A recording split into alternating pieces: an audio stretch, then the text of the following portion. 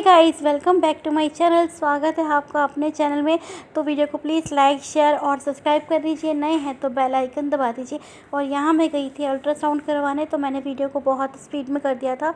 तो फिर उसके बाद ब्रदर का फ़ोन आया कि तू शॉप पे आ जा, अल्ट्रासाउंड में जो रिपोर्ट थी वो अच्छी नहीं थी। तो भाई बोला यहाँ आ जा, फिर हम डिस्कस करते हैं कि हमें क्या करना है क्या नहीं करना है।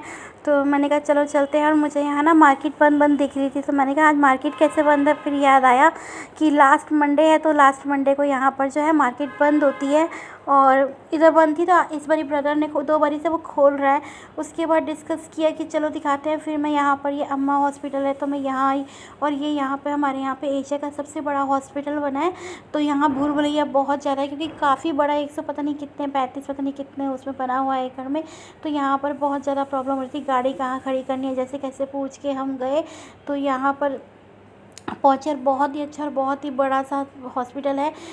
और यहाँ पर जो थे तो डॉक्टर उठ चुके थे। उसके बाद हम यहाँ पर आए तो देखा, तो यहाँ पर ये बड़ी सी मूर्ति बनी हुई थी। और ये कोई आचार्य हैं, पता नहीं किन की बनी हुई है, तो मुझे याद नहीं आ रहा था। और अभी ये बन रहा है, अभी पूरा हम बना। आए थे अम्मा हॉस्पिटल, तो लेट हो चुके हैं, 5 बज गए हैं। तो वो बोल रहे हैं सुबह 10 बजे से लेके 4 बजे तक डॉक्टर मिलेंगे। और बहुत ही बेहतरीन हॉस्पिटल खुला है, तो मैं कल ही आती हूँ फिर। तो अब तो कोई फ़ायदा नहीं है, तो चलिए अब चलते हैं घर। और मैंने लस्सी पी ली है, जैसे मैंने आपको बताया था। मुझे भूख लगी, और हमारे साथ है पीछे स्नेहा, जो कि बहुत टाइम बाद जा रही है मेरे साथ। ये देखिए, तो हेलो कर रही है आपको वो। तो वैसे तो यहाँ पहले गणपति जी की मूर्ति आती है, और हमें पता नहीं था। हम दूसरी जगह से निकले थे और कपड़े वगैरह धो के गए थे। तो यहाँ कपड़े उठा रहे थे और स्नेहा बैल्कनी में बातें कर रही थी। तो कपड़े धोने के बाद काम इतना ज़्यादा फैल जाता है ना, और मुझे उठाना रखना बहुत भारी सा काम लगता है। तो बस धो लिए थे। तो मैं कल डॉक्टर से आ गई थी, जैसे मैंने आपको दिखाया था। तो जो है ना, मैं डॉक्टर से आ गई थी कल अम्मा हॉस्पिटल से। जैसे मैंने आपको बताया, मुझे डॉक्टर नहीं मिले थे। तो फिर जब मैं आई, तो मैंने यहाँ पर अपनी सोसाइटी में ही ऊपर एक डॉक्टर है, उन्होंने क्लिनिक खोल रखा है घर पे ही। वैसे वो बाहर करती हैं, हॉस्पिटल जाती हैं, और 3 घंटे के लिए वो घर पे मिलती है। तो मैं उनके पास चली गई थी। तो मैंने उनसे बोला डॉक्टर ऐसी ऐसी प्रॉब्लम है मुझे। तो उन्होंने मुझे मेडिसिन वगैरह लिख के दी, और बोली कि इससे ना आपकी ब्लीडिंग रुक जाएगी। कह रही आप जब भी जिस भी हॉस्पिटल में जाओगे, तो वो आपको ऑपरेशन के लिए ही बोलेंगी, क्योंकि उनका तो काम है ना पेशेंट को काटना, उनके पैसे बनते हैं। तो वो बोली मेरे पास भी एक मेरी फ्रेंड थी, तो मैं उनके पास भेज देती थी अपने पेशेंट। तो वो कुछ ना प्रॉपर्टी की तरह होता है कुछ, वो लगाती थी। और उससे बोली वो उस टाइम तो 10,000 रुपये लगते थे, आप कह रही हैं ज़्यादा ही लगते होंगे। तो बोली उसको टारगेट मिला हुआ था, जितने ज़्यादा वो यूज़ करेंगी। तो उनका यूरोप का टूर था। तो डॉक्टरों का तो वैसे भी धंधा बन चुका है, और इतने हॉस्पिटल है और सब में ही रश रहता है। उसके बाद भी समझ में नहीं आता कि डॉक्टर ये सब क्यों करते हैं, क्योंकि किसी का बजट बैठता है पैसों में, किसी का नहीं बैठता है, तो शरीर कट जाता है, तो कितनी प्रॉब्लम होती है। अब जैसे मेरा ऑपरेशन हुआ गॉल ब्लैंडर का, तो मैंने तब भी उनको बोला था, मेरी बायोप्सी होनी थी और गॉल ब्लैंडर हटा था। तो मैंने डॉक्टर से कहा था डॉक्टर आप ना मेरा यूट्रस रिमूव कर दो, क्योंकि मेरे बच्चे बड़े हैं, तो मुझे ज़रूरत नहीं है ऐसी कुछ। तो डॉक्टर बोलने लगे नहीं ऐसा नहीं होता, फिर उनके आसपास टिश्यूज़ होते हैं, उनको अलग करना होता है, ये है। तो पैसा वहाँ पे वो हॉस्पिटल जो था वो किसी और ने अपने अंडर में ले लिया था। तो उसको था कि मुझे इसमें टारगेट दिया हुआ था, जितने भी आपके पास पेशेंट आ रहे हैं उनका धड़ल्ले से ऑपरेशन करो। अगर जिनको हार्ट में ज़रा सी पेन है या कुछ है, तो उसको हार्ट अटैक के सिम्टम बताओ और ऑपरेशन करो। और मैं अब जब जाऊँगी तो मैं आपको दिखाऊँगी वो हॉस्पिटल कैसा था और अब कैसा बन रहा है। आगे से काफ़ी हद तक वो कवर कर चुका है, और न्यू बन रहा है। आगे से अलग वार्ड वगैरह बना रहे हैं उसमें। तो समझ में नहीं आता डॉक्टर ये सब क्यों करते हैं हमारे लिए। हम तो बहुत विश्वास से जाते हैं ना उनके पास। तो चलिए, यहाँ तो अब तो फ्रॉड ही फ्रॉड है दुनिया में, कोई भी किसी पे भी आप विश्वास नहीं कर सकते हैं।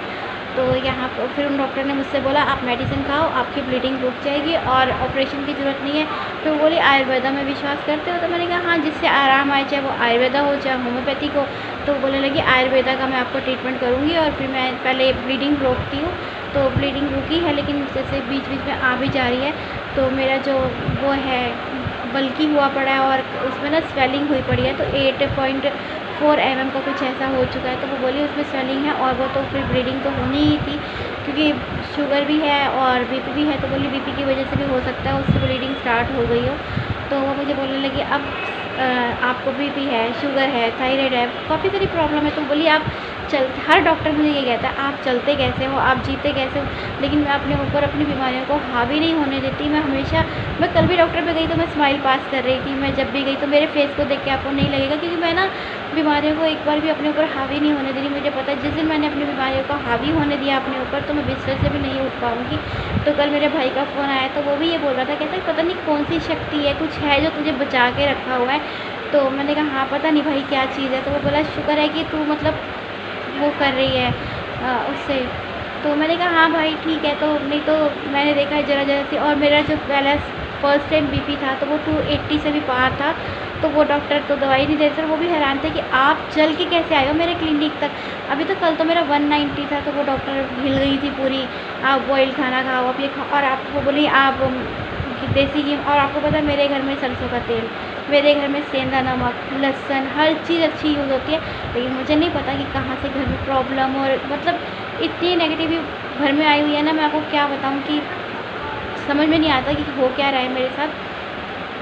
तो वही था, और वो बोलने लगी, कहती मुझे नहीं पता आप कैसे चल रहे हो। मैं कहा अभी तो आपने मेरा लास्ट नहीं देखा कितना गया था, तब तो 280 तो उन्हीं के पास था। उससे पहले जब तबीयत ख़राब होती तो और ऊपर चला जाता था मेरा। तो वो डॉक्टर भी बोले कि आप कैसे चलते हो, आप कैसे बैठते हो। मैंने कहा मुझे नहीं पता कि मैं कैसे चलती हूँ, कैसे बैठती हूँ।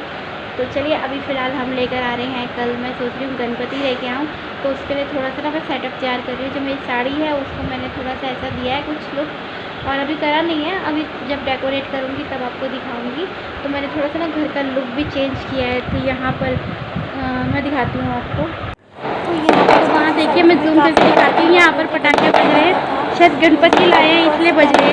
जब बज रहे थे पटाखे तो वैसे तो 31 से स्टार्ट था, लेकिन पता नहीं 30 से वैसे बज रहे थे यहाँ पे। Hi guys, welcome to our channel. If you are new to the channel, please do like, share and subscribe to our channel, which is Mom and Daughter YouTube।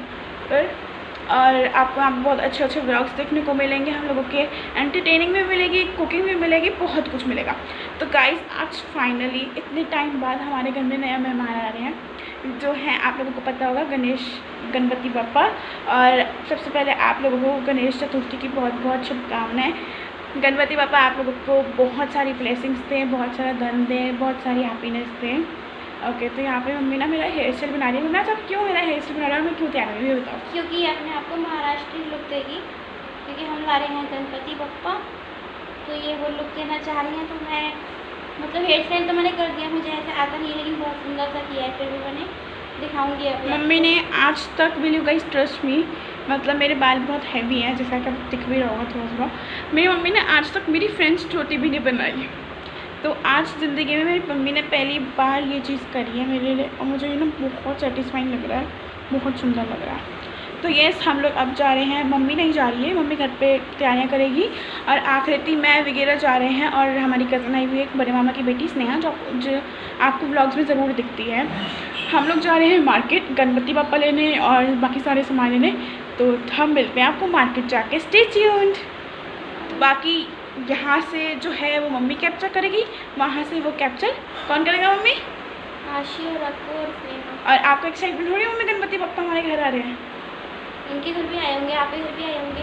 और गाइस प्लीज़ कमेंट करना कि आप किस किस ने कौन कौन गणपति बप्पा लाया, किस किस के घर में गणपति बप्पा आए हैं, और आप लोग कैसे कैसे बनाते हो, कितने डेज़ के लिए रख रहे हो, सब कुछ बताना। तो अभी हमारा फाइनल नहीं हुआ कि हम कितने डेज़ के लिए रखेंगे, क्योंकि वो अभी पहले ही बोल दे फिर हमारा मन लग जाए, तो इसलिए हम लोगों ने अभी कुछ भी डिसाइड नहीं किया है। पहले हमारी कोशिश 3 की थी, फिर मम्मी ने बोला कि अब मैं देखूँगी कितने दिन की रखूँ, क्योंकि एकदम से वो जब आते हैं ना बहुत ज़्यादा अटैचमेंट सी हो जाती है। तो लेट्स सी। और प्लीज़ वीडियो को लाइक शेयर सब्सक्राइब कर दो। आजकल आप लोग बिल्कुल भी प्यार नहीं दिखा रहे हो, तो बहुत सारा प्यार बढ़ दो इस वीडियो पे। कि आपको आशी ने बताया था कि वो गणपति लेने गए हैं, और मैं नहीं गई थी क्योंकि तबीयत ठीक नहीं थी मेरी। मैंने कहा फिर मैं थक जाऊंगी तो मुझसे घर पे आके काम नहीं होगा। तो दिखाती यहाँ जो मेरी साड़ी थी वो लगाई है, और कुछ लड़ियाँ वगैरह मैं डेकोरेट कर रही हूँ, तो कुछ ऐसा सा लुक दूँगी। फ़िलहाल अभी इस तरह से किया हुआ बच्चों ने, क्योंकि अब मैं थोड़ा सा थक गई थी तो मैं बैठ गई, क्योंकि पहले बहुत देर से मैं 3 पिन प्लग ढूंढ रही थी तो नहीं मिला, उसकी जगह बहुत सारी चीज़ें थी जो समेटी। फिर ये किया तो मैं थक गई हूँ थोड़ी देर, मैं थोड़ी देर बैठती हूँ फिर करती हूँ काम। ये आशी और स्नेहा ने रात को लगाई थी साड़ी, और यहाँ ये एलिफेंट वाले जैसे गमले लगा दिए थे। तो इस बीच में मैं सोच रही ये वाला स्टूल लगा दूँगी, इस पर गणपति जी को रख देंगे। तो फिलहाल चलिए मैं लड़ियाँ डेकोरेट कर लेती हूँ। फिलहाल यहाँ मैंने इस तरह से लुक क्रिएट कर दिया है, और ये एलिफेंट है जो मेरे पास स्पॉट थे तो मैंने यहाँ लगा दिए हैं ये वाले, और इधर इस पर चावल पे रखेंगे गणपति जी को, तो मैंने थैली रख दी है कि अभी लगाती हूँ।